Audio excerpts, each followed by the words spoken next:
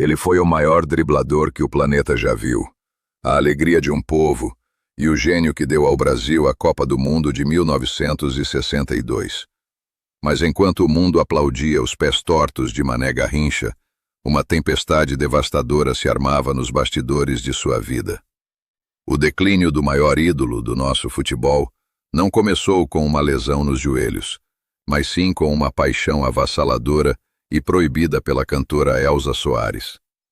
Esse romance desafiou o Brasil conservador, transformando o herói nacional em um traidor odiado,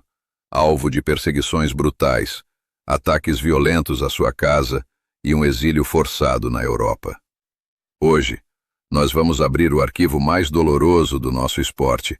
e revelar como um escândalo amoroso destruiu a vida e a mente de Mané Garrincha. Se você quer conhecer o lado humano, as tragédias ocultas e as grandes histórias por trás dos maiores ícones do nosso passado, inscreva-se agora no canal. Aqui nós contamos a verdade sem rodeios. E me responda nos comentários. Você acha que o Brasil foi cruel demais ao julgar a vida pessoal de Garrincha, ou o comportamento dele fora de campo justificou o abandono? Deixe a sua opinião e me conte de qual cidade você está me assistindo. No alvorecer das décadas de 50 e 60 do século XX, os gramados ensolarados do Rio de Janeiro e os estádios da Suécia e do Chile testemunharam a ascensão do jogador mais folclórico da história do futebol mundial. O que as massas operárias de torcedores e a crônica esportiva internacional assistiam com indisfarçável deleite era o bailado desconcertante de Manuel Francisco dos Santos, o imortal Mané Garrincha. O segredo da consolidação daquele gênio popular residia em suas pernas tortas, uma anomalia física que desafiava as leis da biomecânica e transformava os seus dribles em um enigma insolúvel para as defesas adversárias. O que restou dessa fase de ouro na memória esportiva nacional foi a consagração do anjo das pernas tortas como o autêntico símbolo da malandragem e da alegria de uma nação que celebrava a sua identidade através do futebol. Ninguém no cenário da crônica esportiva previa que a verdadeira ameaça àquela fortaleza de prestígio público não viria dos marcadores violentos em campo, mas sim de uma paixão avassaladora que explodiria nos bastidores da MPB. O coração da vida boêmia e cultural da capital federal orbitava em torno do talento e da voz rouca de uma jovem cantora que ascendia meteoricamente nas rádios nacionais, Elza Soares. O que os frequentadores dos espetáculos musicais e os diretores de gravadoras acompanhavam com fascínio e posterior espanto foi o início de um romance avassalador, secreto e proibido, entre a rainha do samba e o herói da Copa de 62. O segredo do controle absoluto que aquela paixão passou a exercer sobre a vida do craque residia na intensidade de um encontro entre duas almas marcadas pela origem humilde e pela genialidade instintiva. O que restou desse envolvimento clandestino nas colunas de fofocas da imprensa de variedades foi o início de uma perseguição moral sem precedentes, onde o conservadorismo da sociedade brasileira não tolerava a união pública de um homem casado com uma mulher negra, independente e desquitada. Para assumir em definitivo o seu amor por Elza Soares perante as leis dos homens, Garrincha tomou a drástica decisão de abandonar a sua esposa legítima, Nair, e as suas 8 filhas na modesta cidade de Pau Grande. O que a conservadora classe média brasileira e os jornais sensacionalistas da época manifestaram com fúria foi uma campanha implacável de linchamento moral contra o novo casal do país. O segredo daquela rejeição social generalizada residia no estigma do desquite, onde Elza foi publicamente rotulada como uma destruidora de lares e bruxa que havia enfeitiçado o herói nacional para roubar as suas fortunas. O que restou dessa atmosfera de ódio foram ameaças de morte por telefone, pichações nos muros da residência do casal e o boicote sistemático aos discos da cantora, forçando os amantes a se trancarem em uma fortaleza de isolamento doméstico, enquanto o lodaçal das tensões morais inundava as ruas. Paralelamente ao turbilhão do escândalo amoroso que dominava as manchetes de jornais, Garrincha travava uma batalha biológica silenciosa e dolorosa contra o desgaste de suas próprias ferramentas de trabalho. O que a diretoria do Botafogo e os médicos da comissão técnica da seleção ocultavam do público era o avanço fulminante de uma artrose crônica severa nos joelhos do ponta direita. O segredo daquela blindagem clínica residia no interesse financeiro do clube, que continuava a infiltrar o jogador com analgésicos e anti-inflamatórios pesados para forçar a sua entrada em campo nas partidas de alta arrecadação. O que restou dessa violência médica forçada foi a destruição irreversível das cartilagens de Mané, que entrava nos gramados arrastando a perna torta que outrora humilhara os maiores defensores do planeta Terra, transformando o bailado do gênio em um calvário visível de dor física e decadência técnica. Incapaz de suportar as dores físicas lancinantes causadas pela artrose e a humilhação do linchamento moral promovido pela imprensa, Garrincha buscou refúgio na anestesia contínua do alcoolismo. O que os poucos amigos leais e familiares testemunhavam nos bastidores era o consumo desenfreado de cachaça e cerveja que começava a dominar as manhãs e as noites do craque do futebol. O segredo daquela dependência química residia na total falta de estrutura psicológica de um homem simples do interior, que não possuía ferramentas emocionais para lidar com o peso da decadência e com o sumiço dos falsos amigos de copo. O que restou desse refúgio líquido nas páginas da história foi o declínio visível de sua agilidade mental e a transformação do atleta exemplar em uma figura trágica que cambaleava pelas calçadas dos subúrbios cariocas, enquanto o mercado do futebol o descartava como uma mercadoria obsoleta e sem valor comercial. No ano de 1969,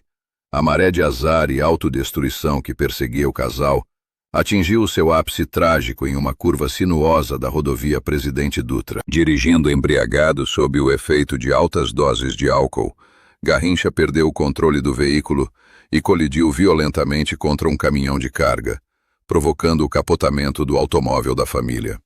O segredo daquela noite de horror residia na morte instantânea da mãe de Elza Soares, Dona Rosária, que foi arremessada para fora do carro durante o impacto das ferragens sobre o asfalto.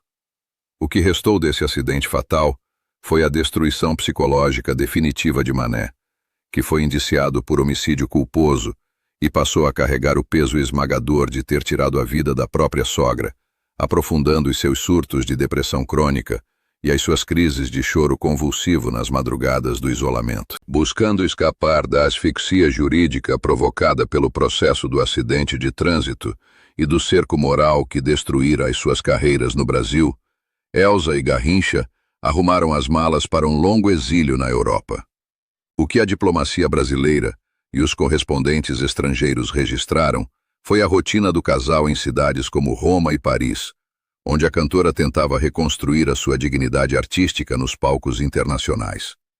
O segredo daquela diáspora afetiva residia no desespero de Elza para afastar o marido das garrafas de cachaça e das más companhias que o cercavam no Rio de Janeiro, buscando em clínicas europeias tratamentos de desintoxicação médica de última hora.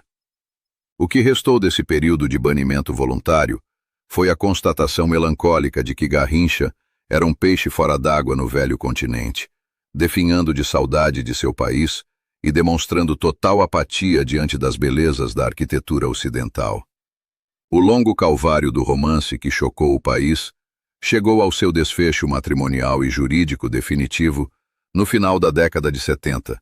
após 17 anos de uma convivência marcada pelo hibridismo entre o amor e a destruição. O que os relatórios policiais e os desabafos tardios da cantora revelaram de forma nua e crua foi a eclosão de episódios frequentes de violência doméstica e agressões físicas desencadeadas pelos surtos de embriaguez do ex-jogador.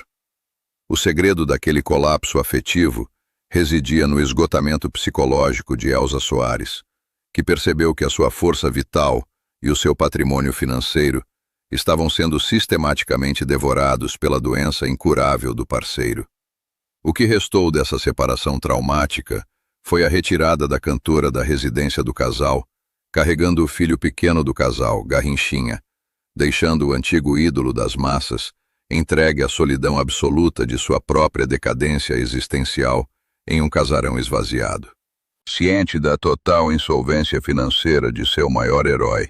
e para aplacar a má consciência das elites do futebol, que haviam lucrado milhões com o suor de suas pernas tortas, a Federação Carioca organizou um jogo de despedida beneficente no Maracanã. O que os 130 mil torcedores assistiram com profunda comoção e lágrimas nos olhos, em 1973, foi um Garrincha gordo, envelhecido e trôpego, dar a sua última volta olímpica no gramado de suas maiores glórias esportivas. O segredo daquele jogo da gratidão residia no caráter de esmola pública da operação, onde a renda dos ingressos foi integralmente depositada em uma conta poupança para garantir a compra de um imóvel residencial para o ex-atleta. O que restou dessa festa melancólica foi a imagem chocante de um gênio popular reduzido à condição de um coitado social, que precisava da caridade pública da federação para não terminar os seus dias despejado na sarjeta das periferias urbanas. Para restabelecer a verdade factual, na análise da derrocada socioeconômica de Manuel Francisco dos Santos, torna-se fundamental desmistificar um erro interpretativo profundamente enraizado nos manuais de divulgação esportiva e no senso comum nacional. O que a narrativa machista e tradicional frequentemente repete é a afirmação caluniosa de que Garrincha faliu unicamente porque Elza Soares gastou todo o seu dinheiro com luxos, joias e extravagâncias de cantora de sucesso internacional. O segredo revelado pelas pesquisas em arquivos cartorários de heranças e contratos de clubes reside no fato de que o ponta-direita foi sistematicamente explorado pela diretoria do Botafogo,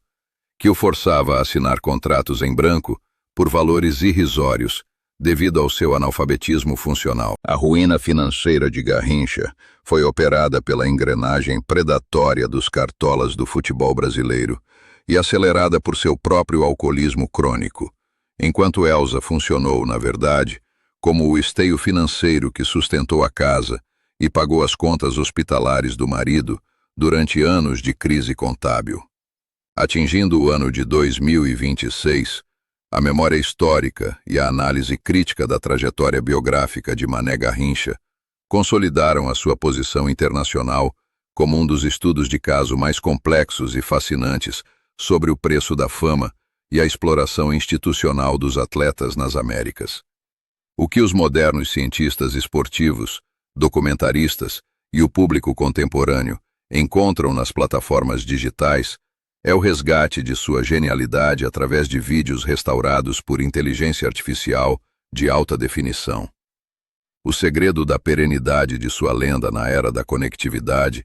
reside no rompimento das velhas narrativas higienistas que tentavam associar a sua imagem unicamente à caricatura do indiano ingênuo ou do bêbado folclórico. O país passou a enxergar Garrincha como uma vítima do sistema corporativo do futebol de espetáculo,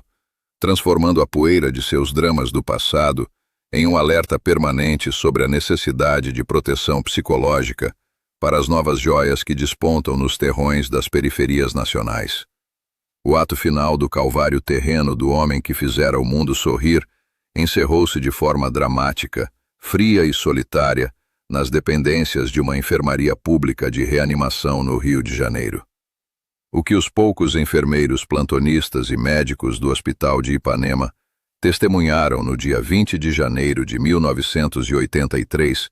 foi a entrada de emergência de um paciente anônimo, destruído pelo coma alcoólico e por uma cirrose hepática terminal fulminante. O segredo daquela madrugada de agonia residia no abandono absoluto em que o craque se encontrava, desprovido do glamour dos tempos de Maracanã e sem a presença de nenhum dirigente de clube ou autoridade esportiva ao lado de sua maca de ferro. O que restou dessa despedida terrena foi o silêncio fúnebre de um homem que falecia aos 49 anos de idade, como um indigente social da saúde pública, provando que a pátria das chuteiras sabe ser implacável no descarte de seus maiores heróis, quando as luzes dos refletores se apagam definitivamente sobre a pedra-sabão dos estádios. O anúncio oficial da morte do Anjo das Pernas Tortas provocou uma das maiores e mais impressionantes ondas de comoção popular espontânea de que se tem registro na história das massas urbanas fluminenses. O que as autoridades do governo e os comissários de polícia assistiram com assombro foi a invasão de milhares de torcedores descalços, operários de fábricas e donas de casa que cercaram o caminhão dos bombeiros que carregava o corpo do craque, de volta à sua cidade natal de Pau Grande. O segredo daquela mobilização sentimental residia no fato de que as classes populares enxergavam no caixão de Mané o sepultamento de sua própria alegria de viver, chorando pelo homem simples, que nunca deixara de ser um deles, mesmo quando frequentava as mesas da realeza europeia. O cortejo fúnebre transformou-se em uma procissão profana, onde as bandeiras de clubes de futebol serviam de mortalha para o corpo do camisa 7, cravando a sua imagem definitiva no coração do subúrbio brasileiro, longe das honras protocolares oficiais do Estado. A análise histórica e sociológica profunda da ascensão, do escândalo amoroso e da posterior ruína total de Mané Garrincha deixa uma lição fundamental para as futuras gerações de cidadãos que buscam compreender as complexas contradições do ambiente cultural brasileiro. O que os sociólogos e cientistas políticos apontam com clareza ao estudar a biografia do ponta-direita é que o futebol nacional operou historicamente como uma máquina capitalista de moer carne humana, sugando o talento bruto dos jovens das classes populares, sem oferecer em troca as garantias mínimas de cidadania, educação formal ou proteção médica continuada. O segredo de sua tragédia esteve na ilusão da impunidade mística das celebridades, que desmorona com violência quando o atleta envelhece e as suas articulações físicas colapsam sob o peso das infiltrações forçadas da medicina de bastidores. Garrincha redefiniu o conceito de herói nacional ao demonstrar que a alegria do povo pode coexistir com a mais profunda solidão material e com o abandono institucional das elites. A fascinante, trágica e escandalosa história da queda do maior driblador de todos os tempos deixa um ensinamento definitivo para todos os brasileiros sobre a resiliência da memória coletiva contra as tentativas de apagamento oficial promovidas pelas elites tradicionais do país.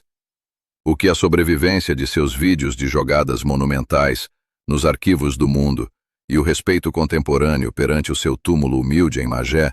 demonstram de forma clara é que a história real de um povo é infinitamente mais forte do que as campanhas de linchamento moral das classes dominantes. O segredo da imortalidade de Mané Garrincha na alma viva da civilização nacional